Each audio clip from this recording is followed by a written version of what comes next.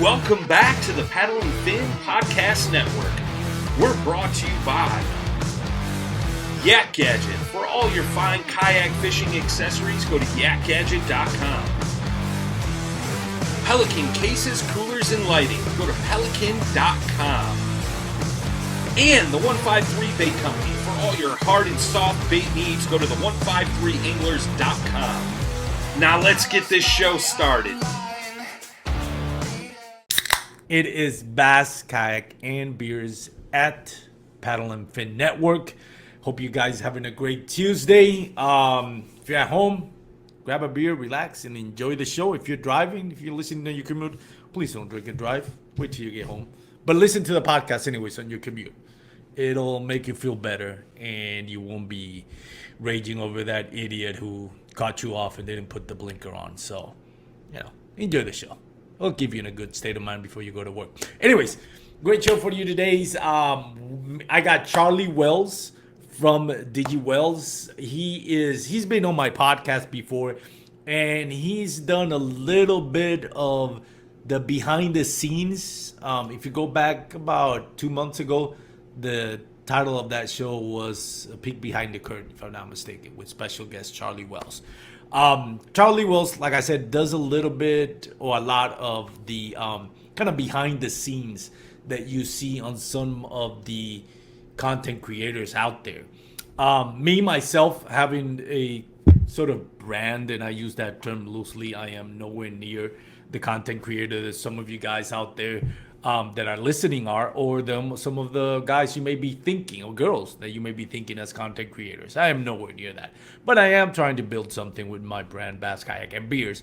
So I got a chance to go fishing today with Charlie Wells. I did the fishing. Charlie Wells was there to take pictures. It is an eye-opening experience. So if you ever consider that, listen to this episode, because it's not all as fun as I thought it was gonna be. There was a lot of hard work, and we'll share that. But without further ado, I'm gonna bring in Charlie from Digital Wells. Charlie, my man, how are you today?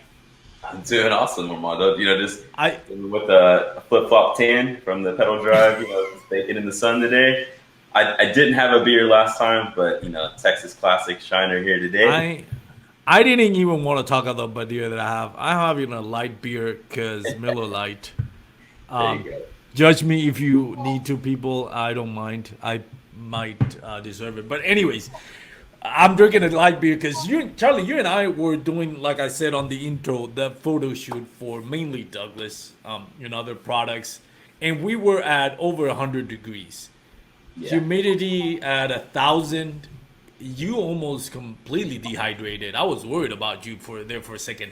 I left the boat ramp with the biggest headache I've had in a long time.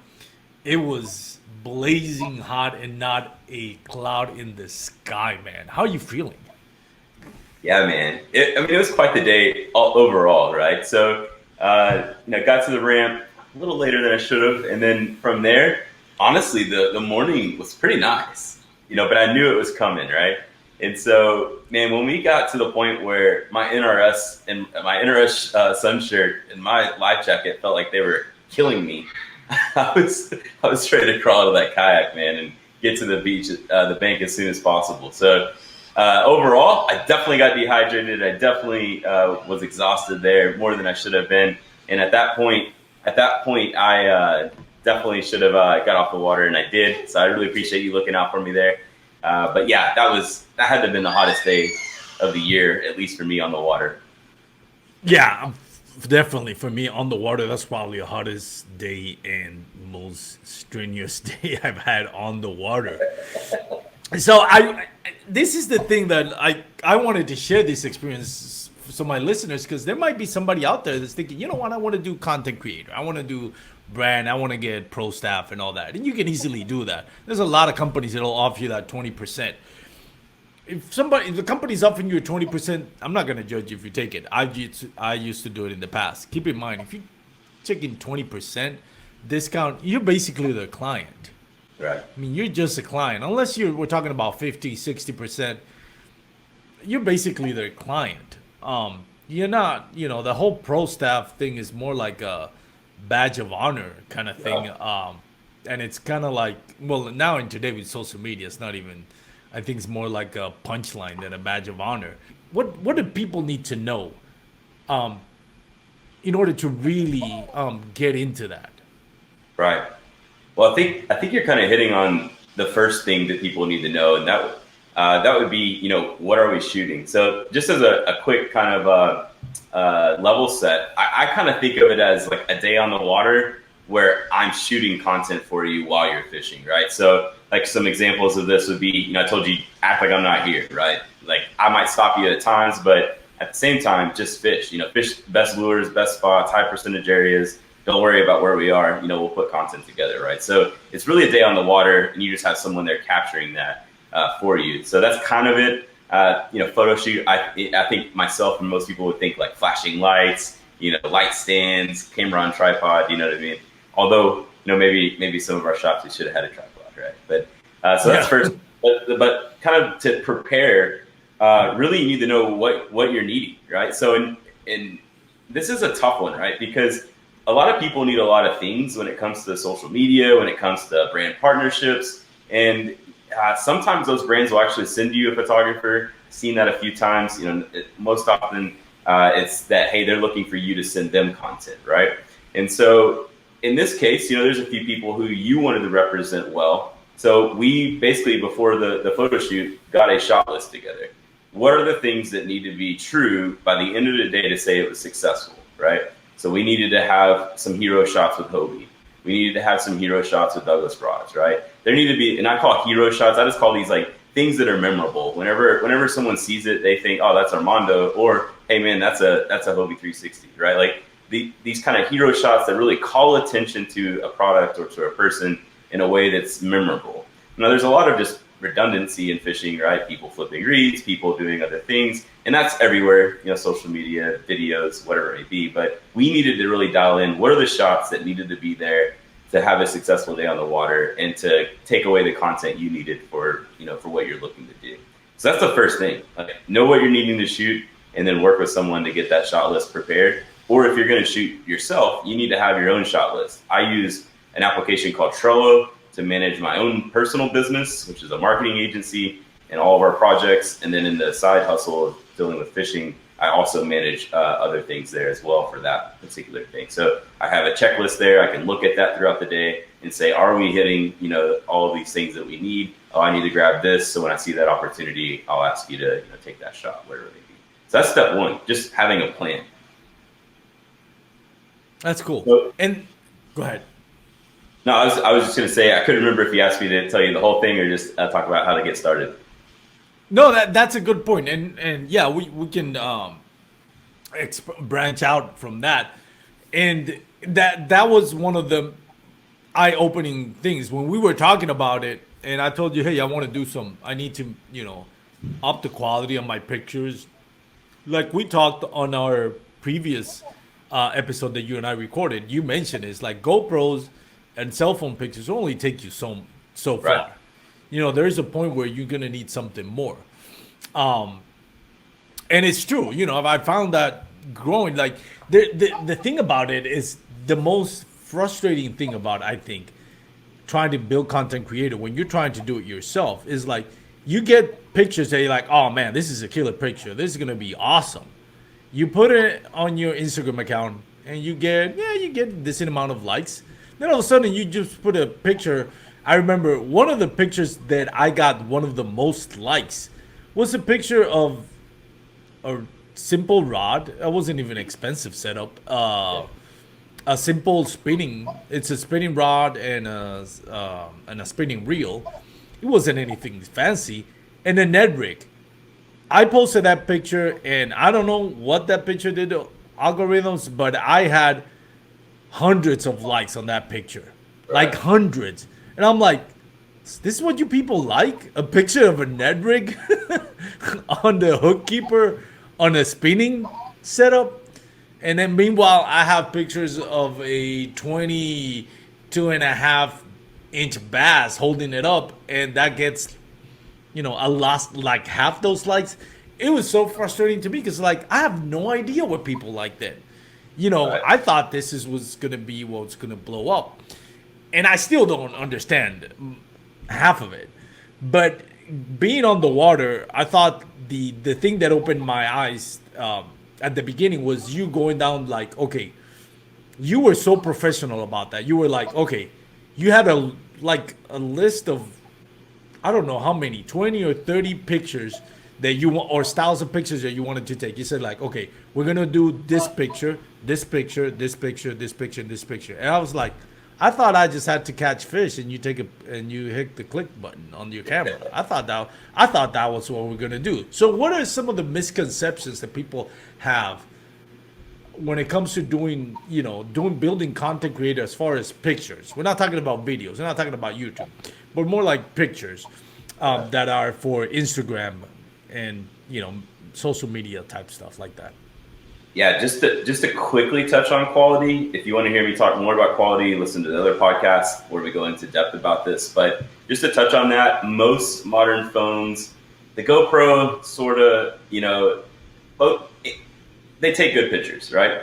But to really get high quality photography especially for like branded photography that you could use not just on Instagram, but you could take that to a website. You could put that into, a print, form of some sort.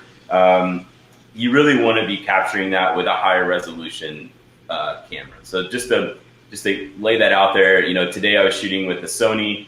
I was shooting with a G lens, and then a 16 millimeter prime. And so, those two are kind of like weapons in the arsenal. And depending on the shot, I'm leveraging a high-end camera with high-end lenses. And that allows for me to capture something that's better than an iPhone or better than a GoPro. So that's quality. But let me kind of touch on the idea of misconception. On Instagram, some of the best quality photos that I've ever shot perform poorly. I'm like, man, that's an incredible photo, right? They perform poorly. And don't go look at my personal Instagram. This is not what I'm talking about. I do not build up my Instagram in any way. I shoot all of my photography with a cheap Android for my Instagram. So, but anyways, they perform poorly. But here's the point. It performs poorly maybe for the audience in terms of engagement. But, if you go look at Hobie's page right now, there's several of their recent photos that are my Photoshop, right? And those are high-end, high-quality photos. And so Hobie took notice of them. They engaged with that photo. They wanted to share that with their audience, right? Which expands, if you're listening to this, it's expanding your reach whenever your partners grab up your content and then share it on their platform.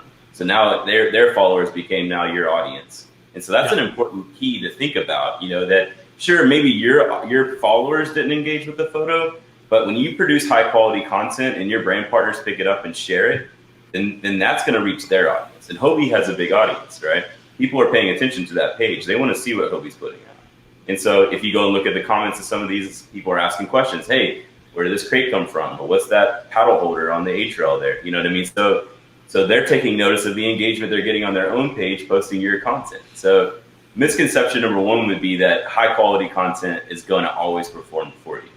Instead, in terms of your personal followers, instead you should look at high quality content being something that you can use for reaching your partners, also for doing good business with your partners, and then more than that, for you being able to leverage it in other places. So sometimes I was mentioning to you today, like, you might use this in the podcast somehow. Maybe this shot gets used for something, in your podcast.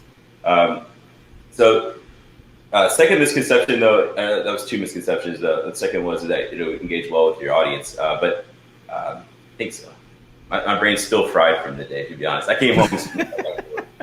So forgive me if I'm a little off. But another thing, though, is that it's easy to do, right? So one of the things that I told Armando today is that one of the hardest things to capture in photography is you catching a fish. And the only time it's not true is that if you're really on a good bite, like if you're on a hot bite where you're catching a fish every other cast, well, then I can set up, I can stage, I can get prepared for what's about to happen. But if we're catching a fish every 10 minutes to every hour, and you don't really have any consistency there. I mean, to have your camera up to your face for that long, just waiting, it's not going to happen. I mean, it's happened. I've done it, but at the same time, it's very hard to capture fish being caught by another person with a camera. The Yeah. third misconception would be is that doing this on your own is something that would not take an extreme amount of time.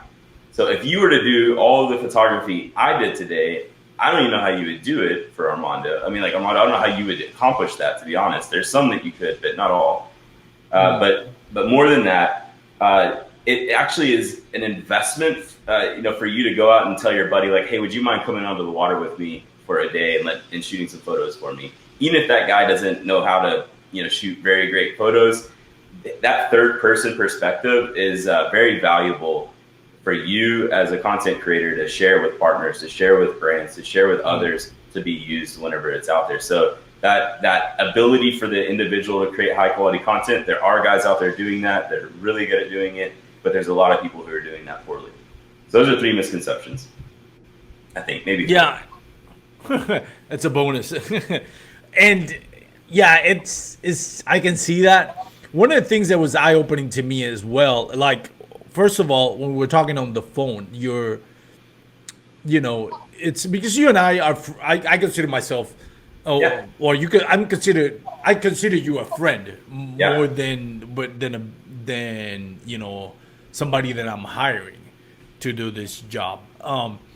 So for me, it was to see your professionalism as far as like, hey, I have a checklist. Well, the day before that, you call me and says, what is it that you want? And I'll tell you what, just, catch some fish, get some good shots for Douglas and Hobie and Garmin and some of that stuff. And they're like, okay, where do you want to fish? And that was the first thing that kind of like started me getting like thinking like, oh yeah, this is not your normal go to fish day. One of the things you said is like, it's preferably to get a spot where you're gonna catch them. Right. First of all, you feel comfortable, because you never know if you're gonna catch them, but you feel comfortable you're gonna catch them. And second of all, that has this different geographic points that that are opposed to each other. So I was thinking, okay, where can I go that I'm confident in that I can catch a couple of fish, and then still have this different demographic or geographic, areas that are going to allow you to say, that share multiple pictures of, because we ended up going to Eagle Mountain Lake, and that little, I forgot the name of that park, but there's a park, Eagle Mountain Lake, where it has just a little bit of everything. It has flats, it has 2 creeks, it has banks, it has a pond that it's attached to kind of like the one of the creeks.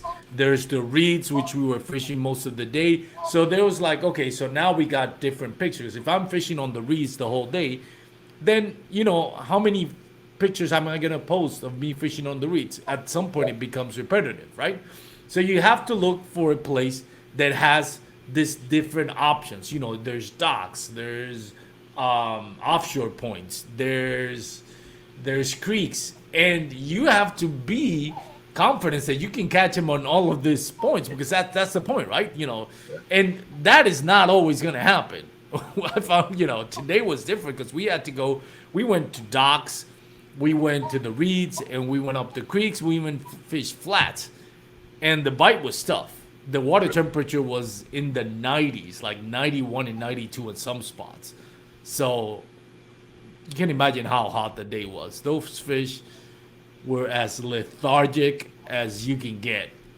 And now it comes down to where like, okay, well, a chatterbait's probably not going to cut it, because, this may be just finesse fishing all day, because at the end of the day, you may hate finesse fishing, but you're going to need a fish for the shot. And if this is the conditions that you're fishing, then good luck trying to get on a power bait with the water temperatures at 91 degrees. I mean, good luck with that.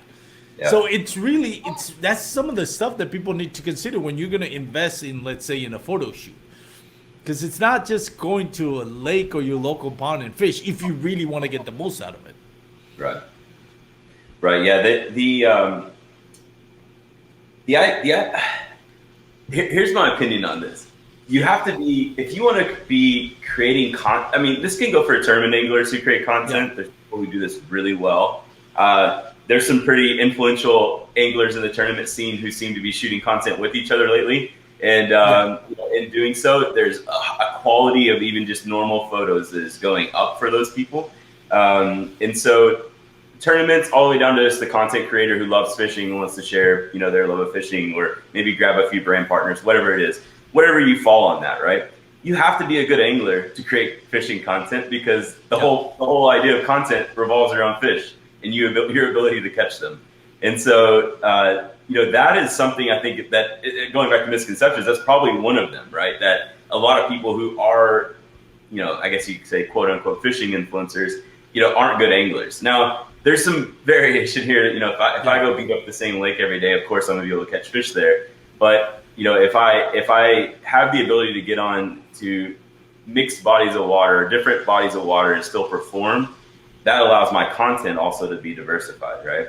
And so my point being here is that you have to be a good angler if you want to create fishing content, because otherwise what you're representing is not true. You know what I mean? If you're on a Hobie and you're not able to put that thing in places that are going to get you on nice fish, you're missing out on the opportunity of the Hobie, right? I mean, it's an incredible fishing platform that can put you on fish. You're the second person that I know who said that the 360 actually has upped your game fishing, and I believe that. I've seen that with someone else as well, and that is my Titan upped my game. You know what I mean? I came from a Jackson to a new canoe to a Titan, and my Titan has put me on bigger fish and more fish than any other kayak I've had. So you got to be a good angler. You want to be a content creator. That's just a given. But at the same time, you have to be willing to. You'd have to be willing to also. I guess you kind of, to your point, you have to be willing to not always be trying to catch the biggest fish. You know what I mean? Like, not everybody goes out and catches a 5-pounder every trip on the lake. There are some hammers who can catch some pretty decent fish, every time out. But at the same time, normal average Joe angler, wanting to do something with brand partners, probably doesn't have the skills to go out and catch, a 20+ inch fish every time they're out on the water. And so you have to be willing to kind of dial down what you're fishing, to be willing to catch those 2 and 3 pounders, 1.5 pounders, whatever, to be able to represent, those brand partners, to be able to put fish in the kayak, to be able to create content, in general. Yeah, that's a good point as well. And, you saying that Christine Fisher comes to mind in the way that she handles her, more specifically her YouTube account, because her YouTube account is more of her either fishing or pre-fishing for a tournament. I mean, she's pretty much guaranteed she's going to get anywhere from 5 to 10 fish, maybe more, because of her skill level. But that's pretty interesting. It's an insight of like, hey, this is what it is to fish the Hobie BOS or the KBF or the Bassmaster Nations Kayak Series. For her, she can do it. She has that talent. And they're great videos, don't get me wrong. I mean, they're amazing videos. Not everybody can do that. There's not that many anglers that can just go out there, put a camera on their kayak, and, bring you 10 catches. It's just not that many. Right. And so it's one of those things where, and that's the video side of it. Then there's the photo side of it, which is now different because, again, same thing. For your Instagram, GoPros only can do so much. Right. As far as, you can pause the picture, take a screenshot of it, repost it and stuff like that. But it's not the same thing as having a nice camera that's meant to take action pictures. So there's that part of it. And the fact that you need to, if you don't want your content to be repetitive, and we've seen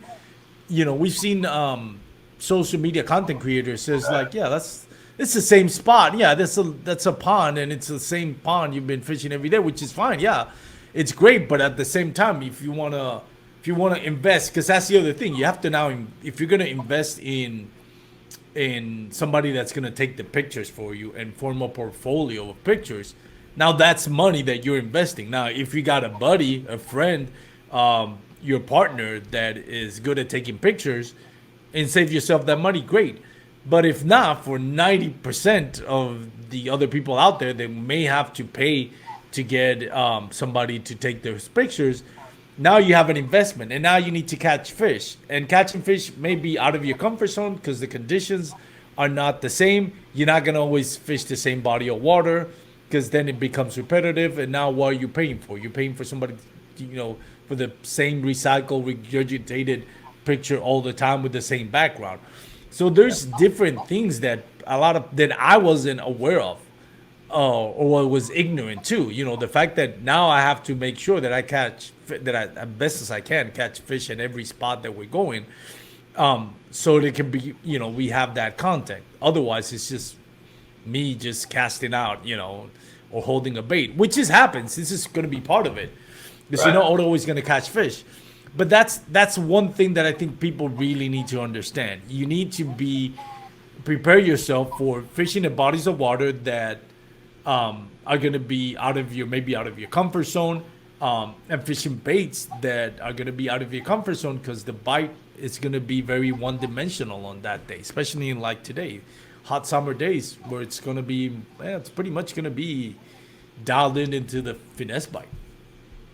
Yeah, absolutely. Yeah, I mean, I don't want to belabor the whole ability to catch fish, too much here. But the other thing too is that when you catch fish, it's an opportunity to represent your angling skills too. So, something that I felt was really unique about you is that, you're with Douglas. You also have all of your rods are Douglas rods, right? So you're using different rods, basically different actions, different styles of rod, all kinds of things, right?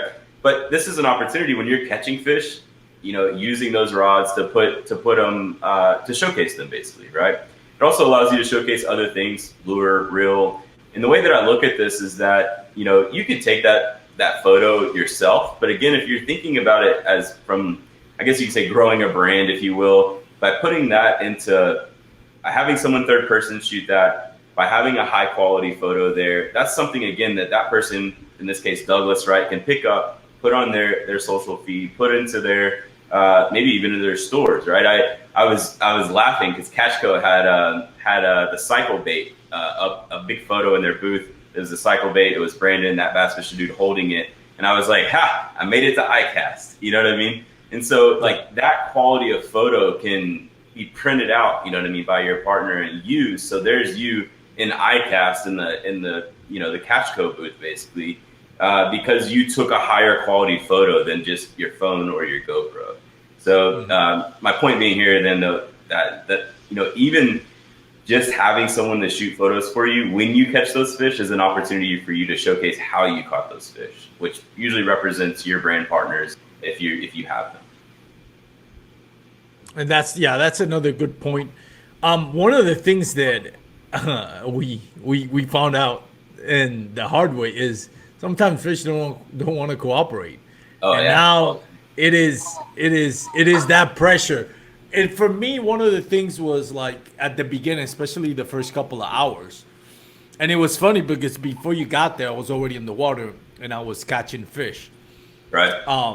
And I thought to myself, as soon as Charlie gets here, I'm not gonna have any fish to catch. I know this already, because that's just how it is, Right.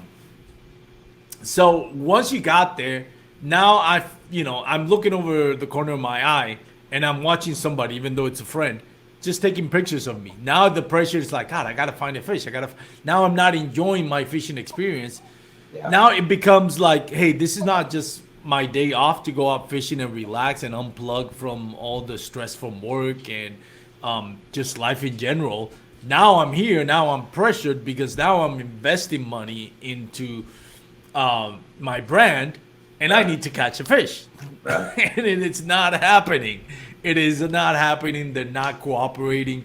And it was funny because we got to see huge bass just swimming around, and they would not bite. They just weren't in it. Not until the end when we finally catch a fish. And I was like so relieved. I'm like, oh, finally I get to hold the bass. Finally, otherwise this day would have been wasted. Yeah. So that's the other thing. Now you're really not gonna. You may not enjoy that day of fishing. If you're on a good bite, maybe that's not gonna be an issue. But 1 hour goes in, 2 hours goes in. There's no bites, or maybe the bites that you have is just a little 12-inch fish that you're like, I need something bigger. And now it gets on the back of your mind. He's like, or the front of your mind. You're like, I need to catch a damn fish. I need to do something. Otherwise, I'm just wasting money here on a bunch of pictures of me casting. And not necessarily wasting money, because you can still make some epic pictures that are going to get you likes and followers and are going to get reposted by some of the brands that you're representing. But still, I mean, the idea is to, at the end of the day, is to hold multiple fish, have those pictures spread out through a month or 2 month, however, pictures you got. Yeah, that's interesting. Yeah, just to kind of go back to like this whole scenario, right? Because in my mind, it's something unique. I mean, I could imagine that the majority of people listening haven't had somebody chase them around with a camera for 6 hours in a day fishing. I'm just gonna guess. I mean, we can't even get live cameras to follow around the classic, on Possum Kingdom. So I'm gonna guess that that's an unusual experience, and most people haven't had it, right? And so, I have a few jobs that I'm gonna do during that time to try to help out that angler, right? The first is that I'm gonna be like a coach. You know what I mean? Like, so in other words, I've told you, don't worry about me, right? Don't feel like you have to pose for me. Don't feel like you have to cast my way. Just don't even pay attention to me. I'm on a Titan 12 with a pedal drive. I'll make the situation work what's best for the photos. So you just do you, right? You just do what you need to do. Or if we run across something, for example, you were skipping under a dock, right? And the water was down, so there was a lot of room under that dock. I was like, you know what? That's going to be a really nice photo right there. So Armando, hold on right there. You know what I mean? Let me shoot around the dock and let me grab this photo. I think it'd be worthwhile, right? So I'm going to coach somebody through this in a way in which they don't feel like they have to figure it out, because that would be nerve wracking, right? What do I do? Do I do this? Do I do that? Which is honestly, if I wasn't coaching people, that's what they would do. The second thing is I got to be a cheerleader, because we've all had days on the water that are tough. We've also had days on the water that are great. But at the same time, it's my job also to be there and not be like, man, this is a really tough day of fishing here. You know what I mean? Like, instead, I need to be energetic about this so that, confidence stays high. There's been many times on the water where I've said to the people I'm fishing with, hey, let's just stop for a second and let's reset. Like, let's just let all the tension that's built up because of not getting whatever we were here to do, and let's just reset real quick. And let's think about this clearly. What are the fish doing? What are the fish not doing? Let's fish the things that we think the fish are doing, right? But all that leads up to the idea of catching fish, right? And getting and documenting that process. A lot of times nowadays I shoot video, and then I'll be shooting photography as a supplemental or secondary thing. And so that happens a lot. Just recently we went out for just a photo day. It was a tough day as well. But the fish part of it is a little interesting for two reasons. I think that supplemental photography of other things other than you holding a fish is actually, I wouldn't say just as valuable, but it's really valuable to you growing a brand online. It helps people to see that you're human. One, like, it also helps them to see what you're doing. No matter who it is, if you were actually talking about this, you're at a lake, you're in a tournament, you're curious what other people are throwing. You're curious what other reels people are using, right? You're curious about what rod they're using for their chatterbait to get it through the grass so well. You're curious about these things. So when you showcase that kind of content on your own branded channel, you're able to let other people know, here's what I'm using to do the kind of fishing I do, and you see me doing it. So I think that content is really valuable, actually. But the fish, catching a fish is definitely high, top of the pyramid here in terms of what's most valuable.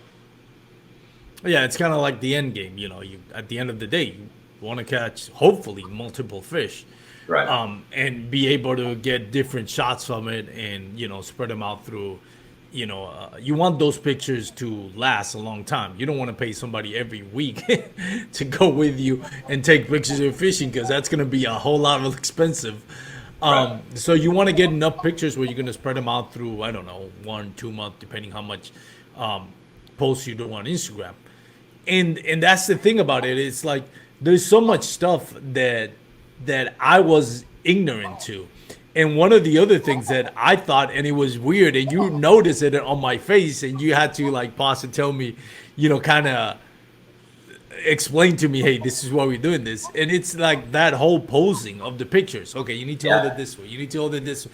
I'm like, that comes so natural. I'm thinking, I feel like an Instagram model here, you know, where Yeah. like I'm just posting for pictures, and it's like it felt so weird, so unnatural to be like, okay, you need to do this, you need to do that. This is what we're gonna do. You're gonna stand over here. You're gonna. I'm like, that is very different from what I'm used to when I'm out there fishing. But I get it, and every single content creator out there, I mean, and I'm talking about good content creators, are actually getting the sponsorships that most people are following, you know, getting those big sponsors, getting actually paid. Those big sponsorship, they all of them have to do that. You Right. know, yes, it seems unnatural when you all your life you've all been doing is fishing. Now you have a camera guy like paparazzi, like you're some type of celebrity, Right. Instagram model or something, and it feels alien to me. But I understood it the more I got used to it. It's like, yeah, I have to do this because at the end of the day, I'm paying for a service that's gonna open the doors, or not only to grow in the capacity of, like, for example, Douglas rods, which I'm already a part of, but try to get in the market of those other companies that I want to be part of, that I would love Right. to represent because I love them. And Right. honestly, you know, if I can get some of their products either free or at half price, it would probably be better on my pocket. So Right. that those type of things is like you need to get used to it. You know, it's gonna be different. It's gonna feel alien. You may actually kind of look yourself in the mirror and says, "What am I doing?" Yeah. But every content creator out there that's making a difference does it. Right. Yeah, I mean, most things are pretty natural, and so like just to give the audience a little bit of context. So when we were showcasing some of the Douglas rods, you know, I was coaching Armando on 3 different ways that I wanted him to hold the rods. So for each rod, we used 4 rods, and in doing so, you know, I'm paying attention. I'm framing in the camera what this shot looks like. Armando is just standing on his kayak. You know what I mean? So I know what I'm looking for. I know what I'm trying to achieve. You know, I have all of this thought out, right? But Armando's just listening to me. So to give you an idea of where this came from is that I also did headshot photography a long time ago. I actually like headshot photography. If there's anybody who's a photographer and they're thinking like, I want to start a business, like that's a good one to do. It's a little interesting nowadays, but it's a good business in photography. But headshots are one of the most awkward things to shoot because if you just have someone who's, you know, sitting weird and you don't coach them on how to look, their headshot is going to look terrible. And so, and there's other things too, like pushing your chin out and down, or you know, like even squinting your eyes. These are all things that make your headshot look really good and really professional. But it's very awkward. It feels very awkward to do a headshot if you have a good person there to shoot those headshots for you. And so this is a bit of that, right? So some things that you do, you know, especially around like rod and reel, those kind of things, I'm looking to shoot a certain thing. I have my own style for that, but it is a bit, you know, posy and staged, if you will. Yeah.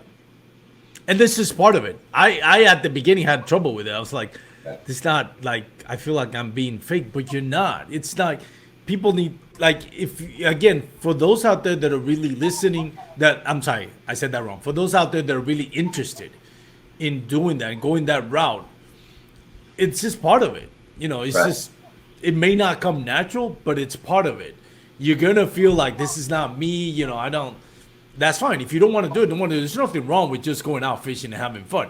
Now, for some of the listeners out there, you may just be listening to this podcast for great fishing or kayak fishing content, and you're not interested in the whole social media. You may not be interested in the pro staff and all that. And I get it. This may not be the episode for you. But for those out there that are really like looking to see where they can save some money and get in the good graces of these companies and hopefully get a deal as an influencer, pro staff, whatever you want to call it, there are some things that you have to do, and you have to pay your dues. A lot of people walk into a store, and I've seen it. I go to a tackle shop or a kayak store, and they just think, hey, you know, I fish in tournaments. Can I be on your pro staff? Or, you know, can I be on your Hobie fishing team? Doesn't work that way. Right. You know, the people that like the kayak shops, the tackle shops, the companies like Seaman, Hobie, they want to see, okay, great, you like our product. What are you doing for us?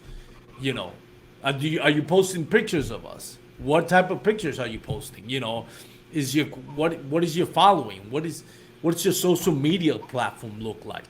You just can't say, hey, I want to do this just because I took a couple of pictures. And think that it's gonna work or that you're entitled to do this. You have to pay your dues. Same as fishing on a tournament. We were talking about that on the water. You know, when you go into a tournament fishing, most people are not gonna find success from the get-go. Right. You have to pay your dues, you know, because you're fishing against guys and girls who have been fishing for years out of a kayak and have mastered their craft. Unless you've been doing this at different tournaments across the country,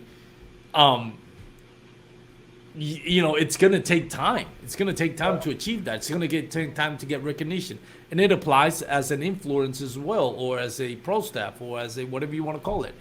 You have to pay your dues. You have to do things that may be out of your comfort zone if you really want to get into the graces with those big companies. Yeah, absolutely. I mean, I think it's maybe just an ability for me to jump in. A lot of this is probably new to people. Like I hear all the time, like I never thought about this, or you know, I've never even considered what you're telling me.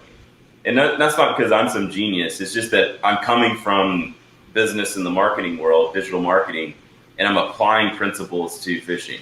You know, so it isn't revolutionary, but it also the way I run my marketing agency is unique. It's not exactly like every marketing agency. So we bring a lot of consulting to our clients, right?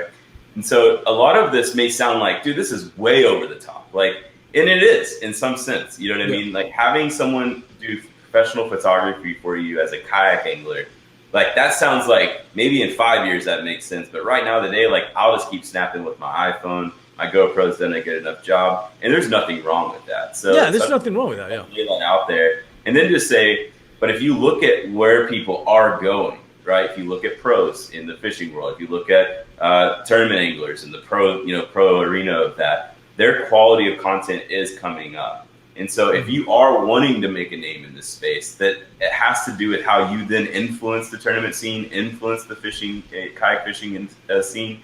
You may want to be thinking about, maybe it's hiring a photographer. Maybe it's just thinking about how do I up and improve the quality of photography that I'm doing myself. Maybe you get a DSLR that has some waterproof capabilities and you put it on a boom arm on your kayak if you're crazy enough. You know what I mean? But just be thinking about that representation of yourself and your ability to produce high quality content. So again, it doesn't pay off in the immediate. It doesn't pay off in likes and followers. It pays off in how you represent your brand to a public audience. That's where it pays off. I wanted to give people an Instagram account to look at. I'm pretty sure his name's Trevor because it's in the name, but it's _Trevor Soty, Soety, _Trevor Soty. So this guy, I've been following him for a while, and he shot all the new Bonafide pedal drive stuff. He shot a ton of industry, kayak content. And there was something I found really interesting with him. A while back, he was doing Jordan Lee's promo for Native, and he was using a fish tank. He put a fish tank in the water. He set his DSLR into the fish tank, and he was shooting these half and half, basically half underwater, half above water photos with a fish tank. And so, that sounds crazy. But whenever you're making a promotion for Native and Jordan Lee's on the kayak, you're going to think outside the box. You're going to try to produce high quality content that can, again, go into other mediums other than just your Instagram feed. And so, he's a great creator to follow just in general. And so, anyways, there's something there. No, and that's interesting because, like I said, you have to pay your dues every now, one way or the other. Yes, there are not that many tournament anglers that are great at content creators. There are some that are great. Christian Fisher comes to mind. Greg Blanchard comes to mind. But the same thing, they started from the bottom. If you think, well, Christian Fisher has 60,000 followers, how did she get them? Well, she's been fishing for years out of kayak tournament, and now she's gotten to a point where she's one of the most recognizable names. Because think of all the times that she had to go in and pay for a tournament fee. Same thing with Greg Blanchard. Greg Dye is another one who's pumping up great content. If you haven't followed Greg Dye, I think his first name, Go follow him on Instagram. I think it's Dive Fishing. He's also pumping up great content out of his kayak. Yeah. Those guys have been paying tournament fees, hotel stays, meals, travel, gas. They had to buy their own kayak. They've invested all this money to get it to where they are at the tournament scene. Russ Snyder, which is probably the top kayak fishing angler, doesn't have this great social media platform. But guess what? Doesn't mean he didn't pay his dues, because he's been fishing out of a kayak, making himself, a name for himself on the tournament scene. And that wasn't given to him. All the sponsorship that he gets wasn't just given to him. He earned it. Right. Same thing Right. with the content creators out there. So regardless if you're in a tournament, or you want to get into a tournament scene, or you want to focus more on the social media thing, regardless, you're gonna have to pay your dues. It's gonna take time. It's gonna get effort. If you're in a tournament, you're gonna have to start winning tournaments before you get paid. Before your entry fees are gonna get paid by a sponsor. Before your hotels costs are gonna get paid by a sponsor. You just Right. need to make a name for yourself out there. And the same thing go with social media. You need to create a following, and invest in good photography. Yeah, man. No, I honestly, I think you said it really well there. I mean, I agree with this. I think that overall, this conversation really fits into a specific area of kayak angling that requires a bit of a business, in place of some sort, even if it's just something you're growing, if it's, a podcast, that's more of a personal brand that you're wanting to grow. That's more of a business than it is like, I just want to have 100,000 followers on Instagram. That's, you can do that with a cell phone and nothing else, right? That's true. Well, Charlie, I know you have a live show to do with that bass fishing dude, and the last thing I want to do is get a 7-foot Brandon Hayes mad at me for ruining his live show. So I'll let you go. I know you're late. Last thing I want to do is get Brandon Hayes mad at me. So I'll let you go, man. Thank you so much for joining us on the podcast, Bass Kayak and Beers. Any last words, Charlie, before I let you go? No, I think I appreciate today getting on the water with you. Next time we'll leave the cameras at home and just get out there and catch some fish. And two, I also just appreciate you letting me jump on this podcast, talk about it a little bit with you. These are some ideas that I'm trying to share a little bit wider and maybe more public than I have in the past 2 years. But it's definitely something I think is valuable. I don't know, how far I want that to reach, but if you have any interest in talking to me about what you heard here today, just DM me on Instagram, Digital Wells, and I'd be glad to talk with you. Even if you think you just have some questions and, you don't know if I'll answer them, send me the questions.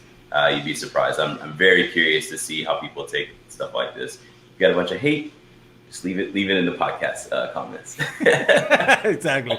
Well, for everyone that's listening, thank you for joining us. This is Bass Kayak and Beers. Go check out my sponsor, Douglas Rod, DouglasOutdoors.com. Have a great day, everyone. Stay safe. Wear your PFDs. Bye.